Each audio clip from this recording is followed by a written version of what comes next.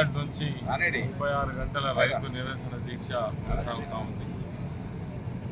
ప్రధానంగా ఈరోజు పెద్దపల్లి జిల్లాతో పాటు రాష్ట్రంలో అనేక జిల్లాలలో లక్షలాది ఎకరాలలో పంటలు ఎండిపోతున్నటువంటి విషయం మనందరికీ కూడా తెలుసు. ఇప్పటికే అనేక మంది రైతులు తమ యొక్క ధైర్యాన్ని కోల్పోయి పెట్టినటువంటి పెట్టుబడి రాక, అదేవిధంగా పంటలు ఎండిపోవడంతో తెచ్చిన అప్పులు ఎట్లా కట్టాలనేటువంటి ఆవేదనతో ఇప్పటికే 180 మంది నుంచి 200 మంది రైతులు ఆత్మహత్యలు చేసుకోవడం చాలా దురదృష్టకరం. అధికారం మార్పిడి జరిగి కొద్ది సమయమే అయినప్పటికీ వచ్చినటువంటి ప్రభుత్వం బాధ్యతాయుతంగా వ్యవహరించకుండా, మరి రైతుల కష్టాలను తీర్చేటువంటి ఆలోచన చేయకుండా నీళ్ల నిర్వహణలో ఘోరంగా ఫెయిల్ అయిపోయి ఈరోజు రాష్ట్రం అంతా కూడా అల్లకల్లోలమైన పరిస్థితిని మనం చూస్తున్నాం.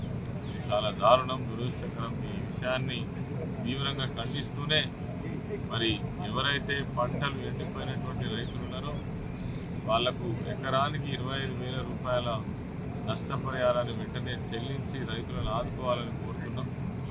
మీరు చెప్పినట్టుగానే రైతుల పైన బ్యాంకు వేధింపులు కొనసాగుతున్నాయి. మరి మీరు రైతు రుణమాఫీ కనుక చేసినట్టయితే ఆ యొక్క బ్యాంక్ అధికారులు మా రైతుల మీద ఈ వేధింపులు ఆపేస్తారు. రైతు బంధు ఇంకా ఇవ్వలేదు.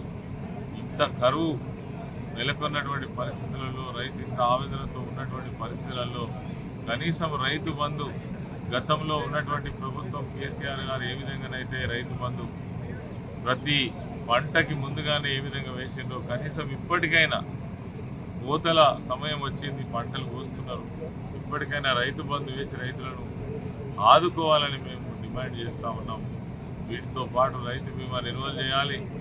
అదేవిధంగా ఉన్న పంటలను కాపాడే బాధ్యత కూడా ప్రభుత్వం తీసుకోవాలని ఈ సందర్భంగా నేను మరి ప్రభుత్వాన్ని డిమాండ్ చేస్తూ ఈ రైతు నిరసన దీక్ష ద్వారా మరి రైతాంగానికి అదేవిధంగా ప్రభుత్వానికి మేము తెలియజేసేది ఒకటే, రైతులు మనం ఏదైతే మనకు మేలు జరుగుతానే ఉద్దేశంతో ఈ ప్రభుత్వాన్ని ఎన్నుకోవడం వల్ల 9.5 సంవత్సరాలు ఎటువంటి ఇబ్బందులు లేకుండా అన్ని వర్గాలను, మరి ముఖ్యంగా రైతాంగాన్ని, వ్యవసాయంగాన్ని కాపాడినటువంటి గత ప్రభుత్వం మీరు నమ్మిండ్రు, మోసపోయినరు.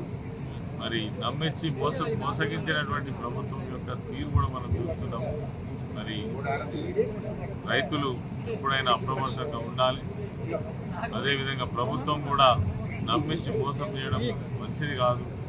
అధికారంలోకి వచ్చిన తర్వాత అన్ని వర్గాలను కాపాడాలనే ఆలోచన కూడా మీకు ఉండాలని ఈ సందర్భంగా తెలియజేస్తూ మేము ఏవైతే డిమాండ్ చేస్తున్నామో వాటి పట్ల వెంటనే ప్రభుత్వం స్పందించాలని కోరుతాం.